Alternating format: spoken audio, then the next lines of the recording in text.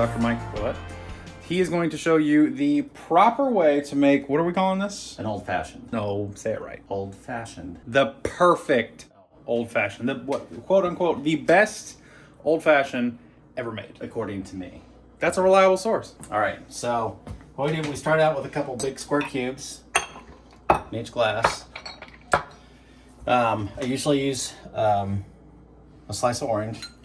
I'll go ahead and run around the sides. I have cleaned my hands, so, and I've had both my vaccines, so. That's important. That's important. So, all right, so that's my orange peel. Okay, then I like to do the bourbon. This is Old Forrester 1920.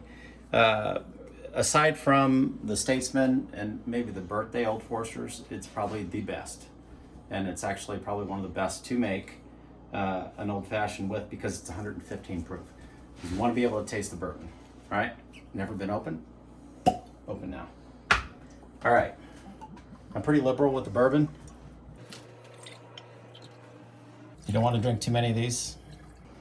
Okay, and then the simple syrup you got to be careful with, but I do squirts, I don't measure it out, but I usually go 4.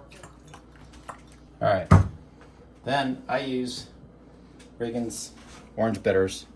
I usually do 2 splashes of that. All right, Bouchard's.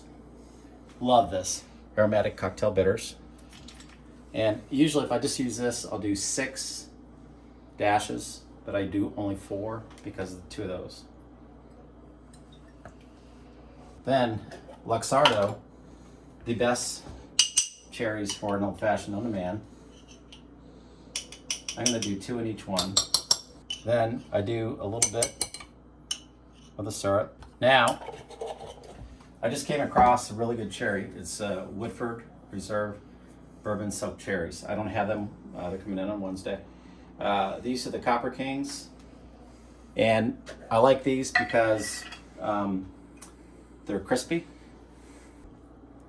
In addition to the cherries that I put in with the Luxardos I put in. So is it 3 cherries total? No, I only normally do 2. I'm doing 3 for the show. 3 for the show. Yeah, all right. 3 for the show.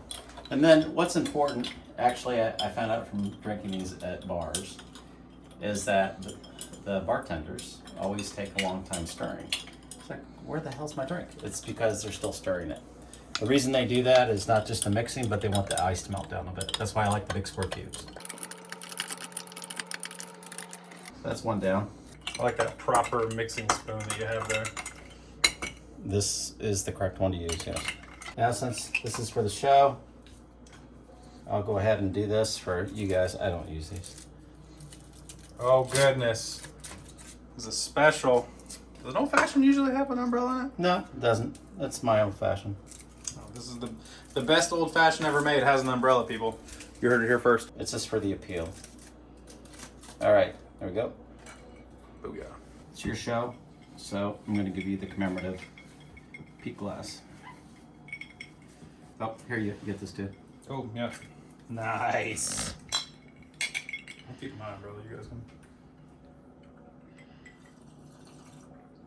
That's pretty good. Now, I may have had one better, but I don't normally do this, and I'm probably not going to do it for this show right now, tonight, is I'll make it with a Willet for your rye.